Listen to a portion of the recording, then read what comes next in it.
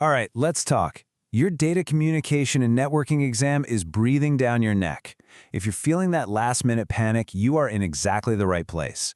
This is going to be your ultimate crash course. We're going to fly through the absolute must-know stuff from Units 1 and 2. Everything you need to walk into that exam feeling confident. Let's do this.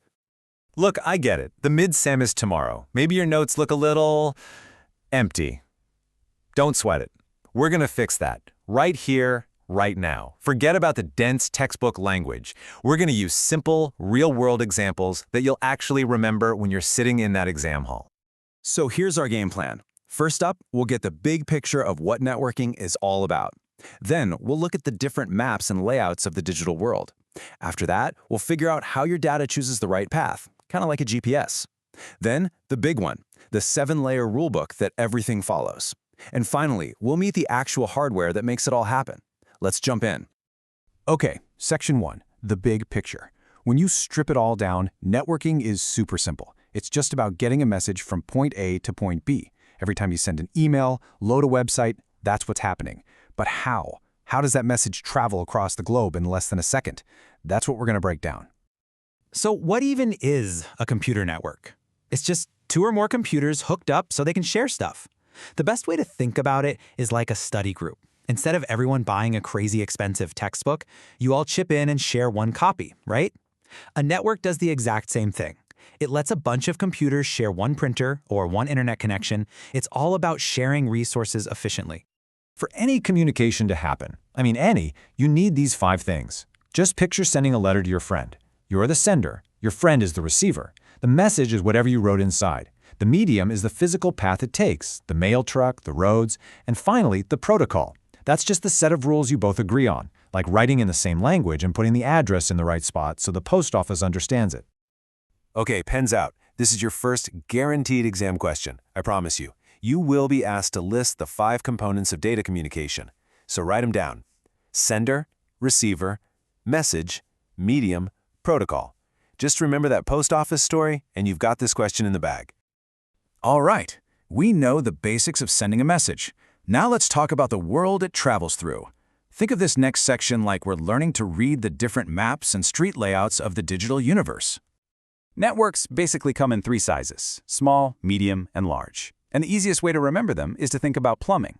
First, you have a LAN, or local area network. That's like the plumbing inside your house. It connects all your devices in one building. Then you have a MAN, a metropolitan area network. That's like the city's water system, connecting a whole campus or town. And finally, the WAN, or wide area network. That's the global system connecting countries. The internet? It's the ultimate WAN. Topologies, that's just a fancy word for the network's layout, like a city street plan. A bus topology is like one main street. It's cheap and simple, but if there's a crash on that main street, the whole town shuts down. A star is like having a central roundabout. It's easy to manage, but if that roundabout gets blocked, nobody's going anywhere. A ring is a one-way loop, and a mesh is where every building is connected to every other building. It's incredibly reliable, but, as you can imagine, super expensive and complicated to build. And here's another huge exam tip. They love asking you to compare bus and star topologies. Make sure you can draw them, explain how they're different, and list at least one good thing and one bad thing about each. It's an easy place to score points. Okay, so our message has a map and knows the street layout. But what about traffic? How does it figure out the best route to take to avoid a digital traffic jam? This is where something called switching comes into play. There are 2 main ways to direct this traffic: circuit switching and packet switching. Think of circuit switching like an old-school telephone call. The network opens up a dedicated private line just for you two, and that line stays open until you hang up. Packet switching, which is what the internet uses, is totally different. It's more like the postal service. Your big email gets chopped up into little pieces called packets. Each packet is mailed separately, and they might even take different routes. But don't worry, they all get put back together in the right order at the destination. It's way more efficient. And a quick must-know history fact for you. The granddaddy of the internet was called ARPANET. It was a US military project built to be indestructible. The whole idea was if one part of the network got destroyed in an attack, messages could automatically find a different route. That's the whole reason they invented that clever packet switching thing we just talked about. So we've got maps and we've got traffic control, but how can your Apple phone and my Windows computer talk to each other so perfectly? They're made by different companies. It's because they both agree to follow a universal set of rules. This section is all about that super important rule book. Okay, focus up, because this is probably the most important concept in the whole course. It's called the OSI model, and it breaks down the entire process of communication into 7 manageable layers. Now, to remember them from the bottom up, from layer 1 to layer 7, you just need this one silly sentence. Please do not throw sausage pizza away. That stands for physical, data link, network, transport, session, presentation, and application. I am not exaggerating when I say this. This isn't just an exam tip, it's a promise.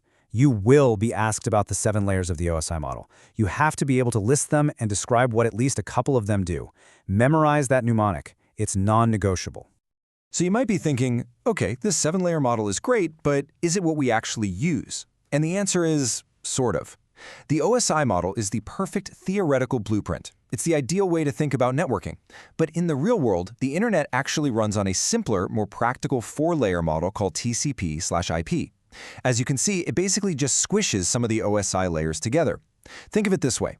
OSI is the super detailed architect's drawing, but TCP/IP is the actual building we all use every day. Encapsulation. Sounds complicated, right? It's not. It's just the process of getting your data all dressed up for its journey through those layers. Imagine your data is a letter. The transport layer puts it in an envelope. The network layer puts that envelope into a shipping package and adds the destination IP address. The data link layer slaps on the local shipping label. Finally, the physical layer turns the whole thing into electrical signals or bits and sends it on its way. That's it. All right, last section. We're going to meet the actual crew, the physical devices and the digital addresses that do all the heavy lifting and make sure your data gets exactly where it needs to go. Let's meet the hardware team. First, you have a hub.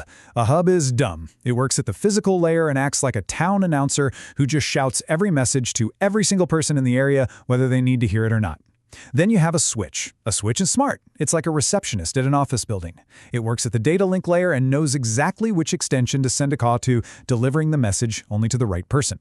And then there's the router, the traffic cop. The router works at the network layer, and its job is to direct traffic between different networks, like from your home network out onto the giant highway of the internet.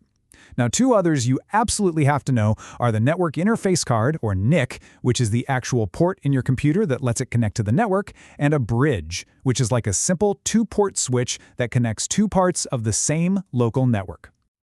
So, how does data find not just the right computer, but the right application on that computer?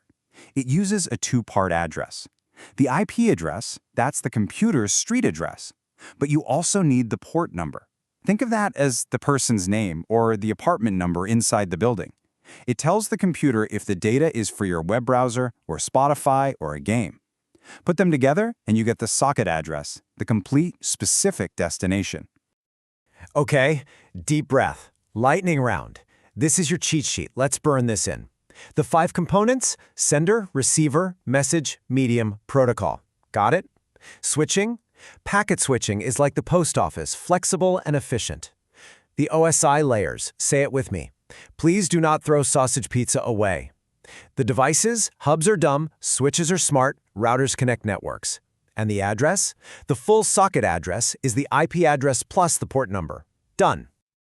If you're really short on time, these 5 questions are your golden ticket.